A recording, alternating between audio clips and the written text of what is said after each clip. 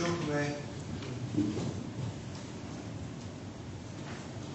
в утреното богослужение Σήμερον την ακολουθία του όρθρου ακούσαμε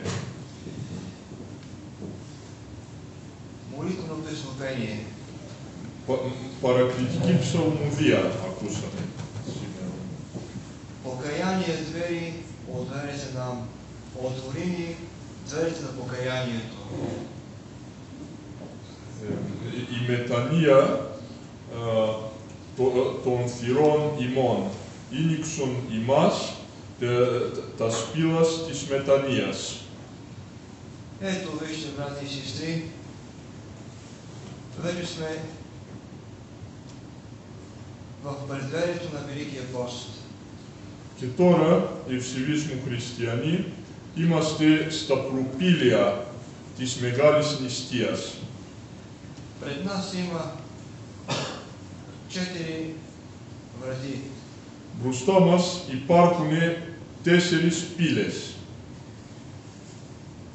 Можем да кажем, че влизаме от една оръжейна в друга оръжейна.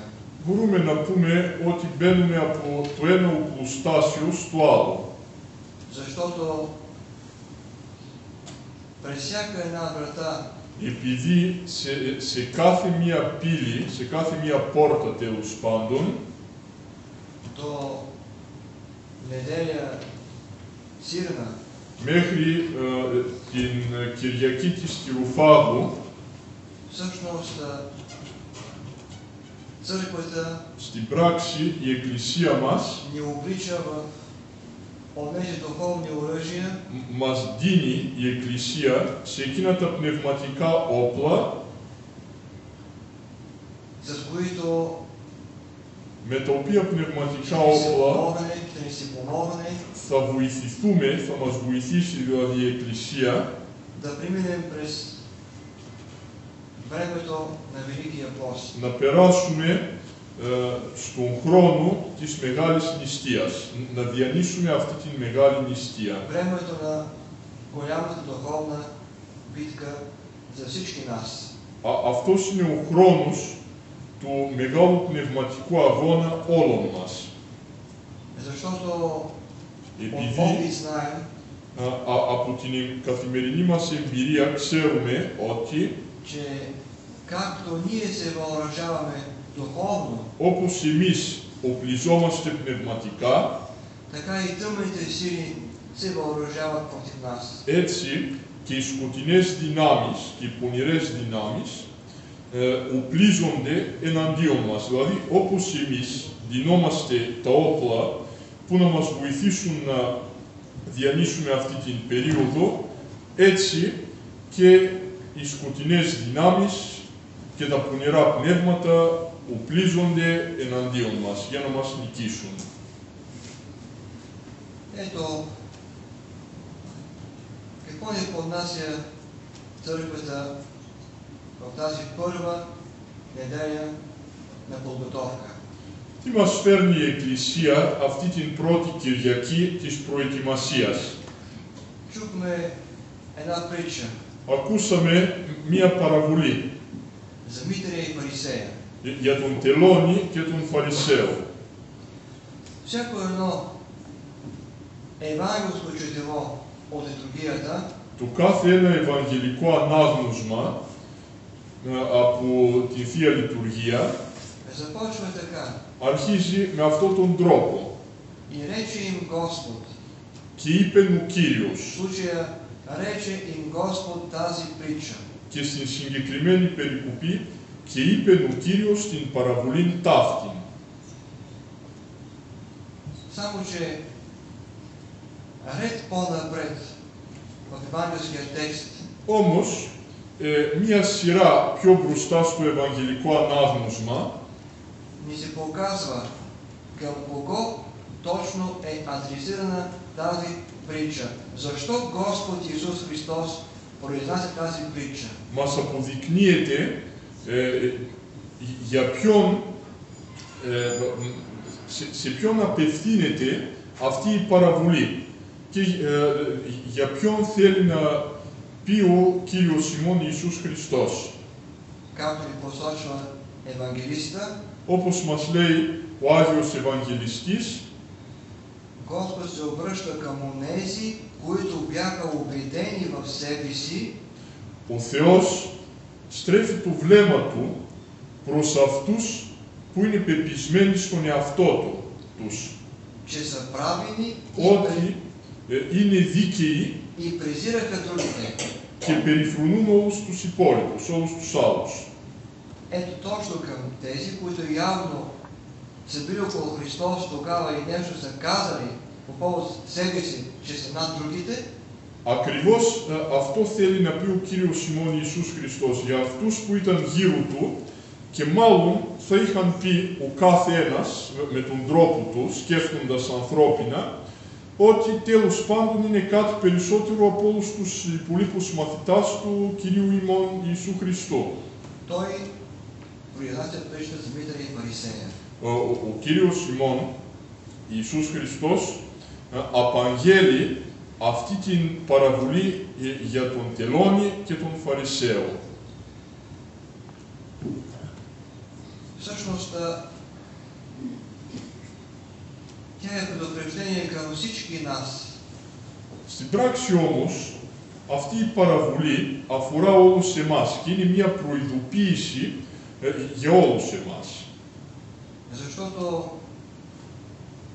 всички ние Γιατί όλοι εμείς можем да бъдем изкушени, μπορούμε израствайки духовно, καθώς κάνουμε τον αγώνα μας, τον πνευματικό, καθώς ανεβαίνουμε τα πνευματικά μας επίπεδα και σκαλοπάτια срещайки с хора, και καθώς συναντιόμαστε με ανθρώπους които все още се мутат, που ακόμα περιπλανιούνται έτσι, στο πνευματικό τους αγώνα, στις πνευματικές τους αναζητήσεις, да се изкушим да се поставим над тях. εμείς μπορούμε να μπούμε σε αυτό το πειρασμό, να τοποθετήσουμε τον εαυτό μας πιο πάνω από αυτούς τους ανθρώπους. Είναι μεγάλος πειρασμός И αυτός. дори да ги презрем. Και μπορούμε και να τους περιφρονήσουμε, κάτι πολύ φοβερό. Всъщност, Господ говори за онази наша склонност, която е на върха на езика ни. Στην ουσία, ο Κύριος ημών Ιησούς Χριστός μιλάει σε αυτή την παραβολή για αυτή την ανθρώπινη συνήθεια και αυτή την κλίση, αυτή την ρουπή που έχει ο άνθρωπος και για τον κίνδυνο που έχουμε όλοι μας ακριβώς στην κορυφή της γλώσσας μας. Да осъждаме. Δηλαδή, να καταδικάζουμε τον άλλον, να κατακρίνουμε και Всеки може да види от личния си опит ο κάθε ένας μπορεί να δει από την προσωπική του εμπειρία колко често πόσο συχνά е казал за някой този е такъв или тази е такава. έχει πει για κάποιον άλλον αυτός είναι τέτοιος, εκείνος είναι άλλος, η άλλη είναι τέτοια και πάει λέγοντας. Поставяйки себе си Και πάντα τοποθετώντας τον εαυτό του πιο πάνω από τον άλλον. Какво е това, обичани мои брати и сестри? Ποιο είναι αυτό, αγαπητοί μου αδελφοί, Ако не е гордост, себелюбие, αν егоизъм, δεν είναι υπερηφάνεια, αν δεν είναι αυταρέσκεια, αν δεν είναι... Τι άλλο να πούμε, ποια λέξη να χρησιμοποιήσουμε, δεν είναι υπερηφάνεια. а може да кажем, че това е и духовна леност. Και εμείς σήμερα μπορούμε να πούμε ότι αυτό είναι μια πνευματική αδράνεια και ακινησία, πνευματική όμως, όχι σωματική, πνευματική. Защото на бойното поле на духовната бран, Γιατί στο πεδίο της μάχης, της πνευματικής μάχης και του πνευματικού πολέμου, човек има само един, с който трябва да се бори. ο άνθρωπος έχει μόνον έναν με τον οποίο πρέπει να πολεμήσει, πρέπει να μονομαχήσει μάλλον. Сам себе си Και είναι ο ίδιος μας ο εαυτός. и това, което е в него. Και αυτό που είναι μέσα μας, που κάθε ένας κρύβει μέσα του. Като не иска да го прави, да се бори със себе си, със своите страсти, Και όταν ο άνθρωπος δεν θέλει να το κάνει αυτό, να μονομαχήσει με τον εαυτό του, μάλλον με τις αμαρτίες και με τις πονηρές διαθέσεις του, започва да воюва с другите. αρχίζει να πολεμάει με τον άλλο και με τους υπόλοιπους ανθρώπους, Като ги осъжда. κατακρίνοντάς τους. И, казва Господ, Και τότε, λέει ο Κύριος, двама влязоха в храма да се помолят. δύο μπήκαν στο ναό για να προσευχηθούν. Ето, вторият момент, още в началото на притчата, в който трябва да обърнем внимание. Και προσέξτε τώρα και τη δεύτερη στιγμή μέσα στην παραβολή που πρέπει να δώσουμε την προσοχή μας, τη μεγάλη μας προσοχή. Защо влязаха тези хора в храма, Митра и Фарисея? Γιατί μπήκαν αυτοί οι δύο, ο Τελώνης και ο Φαρισαίος, μέσα στο ναό, Да се помолят. για να Нищо друго. προσευχηθούν, για τίποτα άλλο. Съгласно и думите на самия Христос, че домът Божий, домът на отца ми е дом за молитва. Σύμφωνα με τα λόγια του Χριστού, ότι ο οίκος του Κυρίου, δηλαδή ο ναός, είναι οίκος προσευχής, είναι τόπος προσευχής. Ние знаем, че когато Господ Εμείς произнесе тези ξέρουμε думи, ότι Божия дом, όταν ο Κύριος προφέρει αυτές τις λέξεις, απαγγέλει αυτές τις λέξεις, той в същото време изгонил от храма Иерусалимски търговци на гълъби, του на ίδιου жертвени καιρό, животни. ο Κύριος, όπως ξέρουμε από άλλη παραβολή, έδιωξε από τον ναό των Ιερουσαλήμων όλοι οι έμποροι που πουλούσαν εκεί τα περιστέρια τους, τα ζώα που ήταν προορισμένα για θυσίες και πάει λέγοντας, όλους αυτούς τους πέταξε έξω από τον ναό. Но все пак, да Όμως, обърнем внимание, να στρέψουμε λίγο την προσοχή μας, че те не са били вътре в храма в едно място за молитва. όλοι αυτοί οι έμποροι δεν ήταν μέσα στον ναό, στον τόπο της προσευχής. Ήταν στην αυλή του ναού. В двора на храма и в притвора. Ήταν δηλαδή στην αυλή και στο προαύλιο και στο προπήλαιο του ναού. А ние с вас сме вътре в храма, в Неговото сърце. Και εμείς με εσάς είμαστε μέσα στο ναό, δηλαδή στην καρδιά του οίκου της προσευχής. Скромният ми опит на свещеник Σε μένα η ταπεινή μου εμπειρία σαν ιερέας ми е показал, че μου έχει δείξει ότι търговците в храма οι έμποροι στο ναό могат да бъдат и други. μπορούν να είναι και κάποιοι άλλοι. Търговецът в храма може да бъде всеки, който влиза в него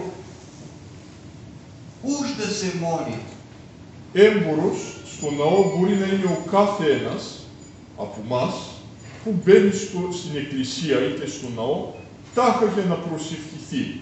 Τάχα, λέμε. А всъщност Αλλά στην идва за πραγματικότητα, да се наслаждава на хоровото пеене, примерно, αλλά στην πραγματικότητα έρχεται αυτός ο κάποιος που μπορεί να είναι ο κάθε ένας από εμάς για να απολαύσει παραδείγματος χάρη την ψαλμοδία, на изящните псалти на Христос, να δει τους ωραίους ψάλτες και πρωτοψάλτες εδώ στο αναλόγιο, идва за да види кой е дошъл и кой не е дошъл, έρχεται για να δει ποιος ήρθε σήμερα στην εκκλησία, ποιος δεν ήρθε, кой как се е ο облякал, κάθε ένας πώς ντύθηκε, γιατί ντύθηκε έτσι, кой какво прави и как се държи, ο κάθε ένας τι κάνει μέσα στο ναό, πώς συμπεριφέρεται, αν κάθεται καλά, σωστά, αν μιλάει, αν И това, κάνει което ви φασαρίες. казвам,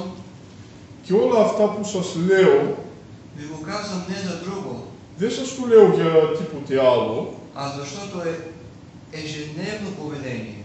αλλά γιατί αυτά είναι μια καθημερινή συμπεριφορά. Αυτά δηλαδή είναι στοιχεία, κομμάτια από την καθημερινή μας συμπεριφορά, του καθενός μας. На много православни християни днес. Και όχι μόνο τη δική μας συμπεριφορά, αλλά και πολλών Ορθοδόξων χριστιανών. И ето Господ ни посочва най-напред двете форми на най-съвършена, най-истинска молитва. Και να, σήμερα ο Θεός μας δείχνει τις δύο μορφές της τέλειας και της ειλικρινής προσευχής. Тази на Витаря, Αυτή покаяната, η τελώνη που είναι με μεγάλη μετάνοια, περιέχει μέσα της αυτή η προσευχή μεγάλη μετάνοια, του τελώνη.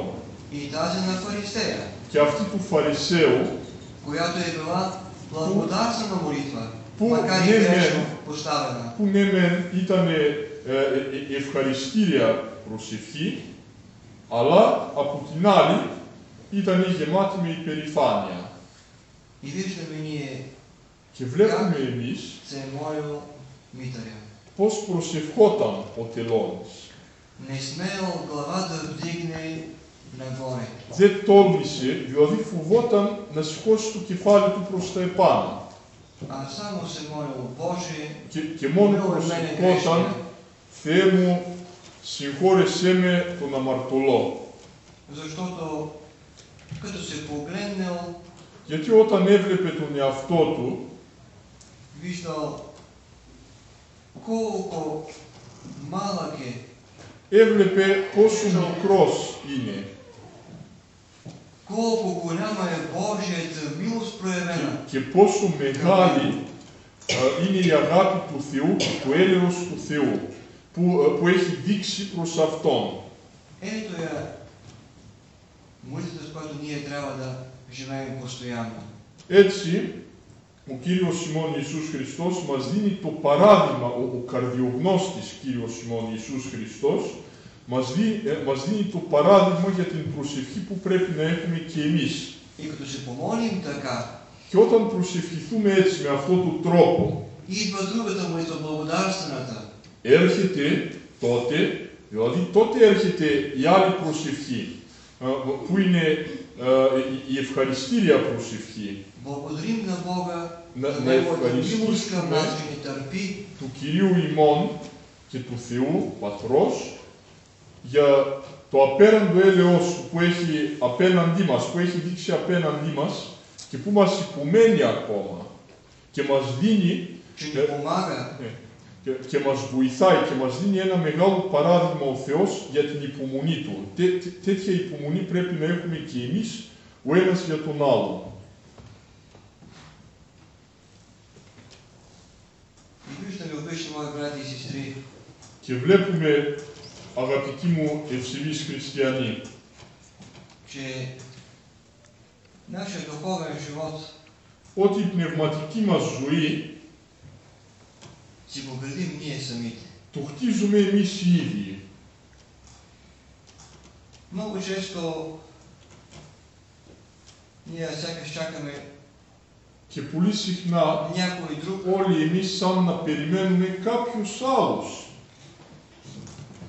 да свърши онова, което трябва да направим ние. να τελειώσει αυτά που πρέπει να κάνουμε εμείς. Но без нашето лично участие, Αλλά χωρίς την συμμετοχή μας, τη δική μας, και μάλιστα χωρίς την ενεργό συμμετοχή μας, тогава нашето спасение няма да бъде τότε η σωτηρία μας заслужено. δεν θα είμαστε άξιοι για την σωτηρία μας, δεν θα την αξίζουμε τη σωτηρία μας. А ще бъде изцяло дарено. Αλλά θα είναι εξ ολοκλήρου ένα δώρο προς εμάς. То е и такова. Μάλιστα, η σωτηρία μας είναι ένα δώρο Θεού. Защото ние без Бога не можем да правим нищо. Γιατί όλοι εμείς χωρίς το Θεό μας δεν μπορούμε να κάνουμε απολύτως τίποτα. Знаейки Бог това, Και γνωρίζοντας ο Θεός αυτά, ни дава тези 4 седмици до началото на Μας Великия пост. δίνει αυτές τις 4 εβδομάδες μέχρι την αρχή της Μεγάλης За да Νηστείας. можем, започвайки от днес, Για να μπορέσουμε αρχίζοντας από σήμερα, ние най-напред да въоръжаваме волята си, εμείς πάνω απ' όλα να οπλίσουμε και να εξοπλίσουμε τη θέλησή μας και τη βούλησή μας. Ето, Ορίστε. това и ще завърша. Και με αυτά θέλω να τελειώσω. Стоим на стол. Καθόμαστε στις καρέκλες. Ο κάθε ένας από εμάς κάθεται σε καρέκλα. Ако някой ни каже, стани от стола, Αν κάποιος μας πει, σήκω από την καρέκλα, а ние искаме да станем, знаем, че трябва да станем, но стоим на стола, και εμείς ξέρουμε ότι πρέπει να σηκωθούμε, и ако той ни хване за ръката и ни дигне грубо от стола, και αν αυτός μας πιάσει έτσι με άγριο τρόπο και με αγένεια και μας σηκώσει από την καρέκλα, тогава какво ще бъде това? τότε τι θα είναι αυτό? Ще бъде безволево ставане от стола. Θα είναι άβολος σηκωμός από την καρέκλα. Но като чуем гласа на този, който ни моли да станем от стола и станем, ето, нашата воля ни изправя от стола. Αλλά όταν ακούσουμε τη φωνή του άλλου που μας παρακαλεί να σηκωθούμε από την καρέκλα, τότε συμμετάσχει και η θέλησή μας. Έχουμε και τη φωνή του Κυρίου Който ни вика, που μας καλεί, που μας φωνάζει. стани ти, който спиш, и ще се спасиш. Σήκω επάνω εσύ που κοιμάσαι και θα σωθείς. Αυτό μας λέει καθημερινά ο Θεός. Чувайки Божия глас, трябва да се изправим по нашата воля. Ακούγοντας τη φωνή του Θεού, πρέπει να σηκωθούμε κατά τη θέλησή μας. И ще бъде волята ни мотивирана най-вече от това, като знаем кой ни вика. Και θα έχει κίνητρο και η θέλησή μας, γνωρίζοντας ποιος μας φωνάζει, ποιος μας καλεί. И за какво ни вика? Και για ποιον λόγο μας φωνάζει και μας καλεί. Вика ни нашия Спасител Господ Иисус Христос. Μας φωνάζει ο Σωτήρας ημών Ιησούς Χριστός. Вика ни за да ни въведе в онези небесни жилища, които създаде и изпои със своята честна Μας невинна φωνάζει για να μας εισάγει στα επουράνια κατοικητήριά μας, τα οποία έχτισε για μας και για τα οποία έχισε το τίμιο αίμα Του. Как свършва притчата? Και πώς τελειώνει η παραβολή? С това, че и двамата излезли от храма, Με αυτό ότι και οι δύο βγήκαν από τον ναό. но единият си отишъл по-малко оправдан.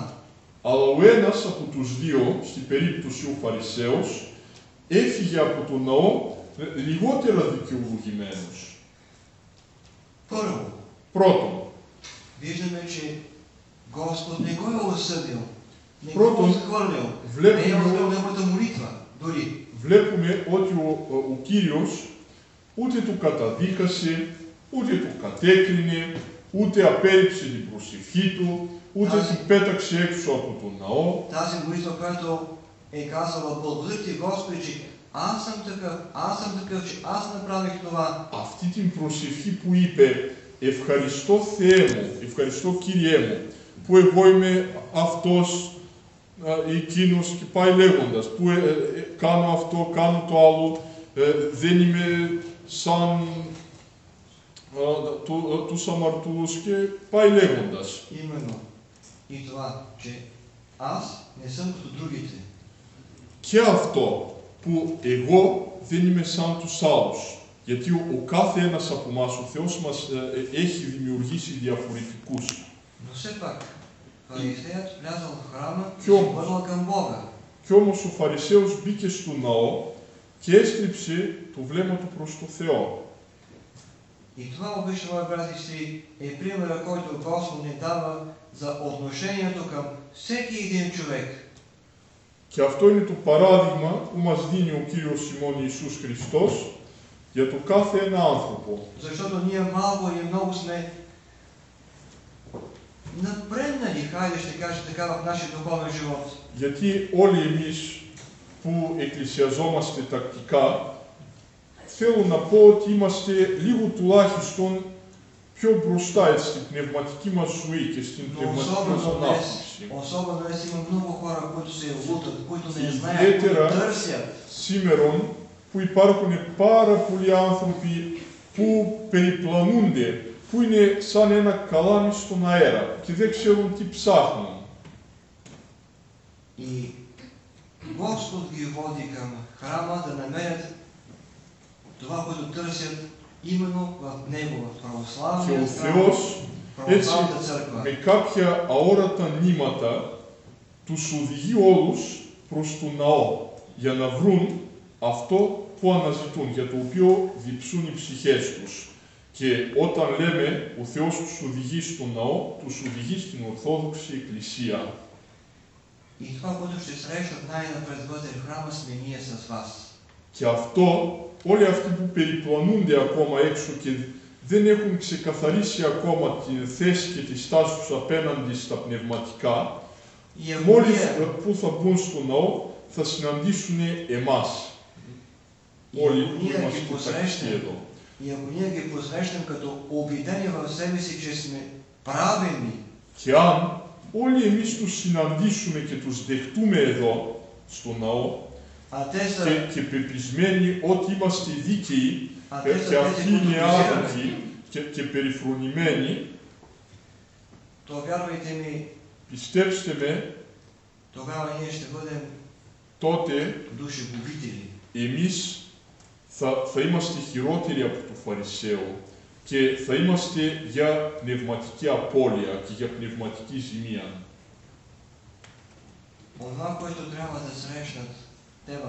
Αυτό που πρέπει να συναντήσουν εδώ στο ναό, πρέπει να είναι πρώτον η δική μας πνευματική και καρδιακή ηρεμία και ησυχία. Την ειρήνη, την ταπείνωση και να συναντήσουν εκείνον που πηγαίνει με τις πατερίτσες.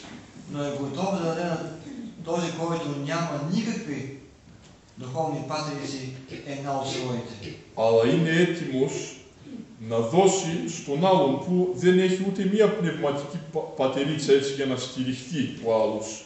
Να δώσει μία από τις δικές του πνευματικές πατερίτσες. Αυτό πρέπει να είμαστε εμείς για τους άλλους που τώρα μπαίνουν στην Εκκλησία και στην πίστη. Πρέπει να είμαστε το παράδειγμα. Και τότε θα είμαστε εμείς σωτήρες ανθρωπίνων ψυχών, είτε όπως έχει πει σε άλλη παραβολή ο Κύριος ημών Ιησούς Χριστός, θα σας κάνω ψαράδες ανθρώπων. И колко по-радостно ще бъде за нас, колко по-щастливи ще бъдем. Και πόσο καλύτερο θα είναι για μας και πόσο πιο ευτυχισμένοι θα είμαστε εμείς.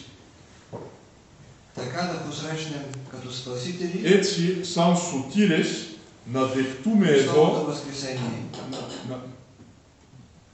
Да посрещнем като спасители Христовото възкресение. Να δεχτούμε εμείς εδώ όλους αυτούς τους ανθρώπους και έτσι σαν σωτήρες να έρθουμε για να βρούμε εδώ την σωτηρία του Χριστού.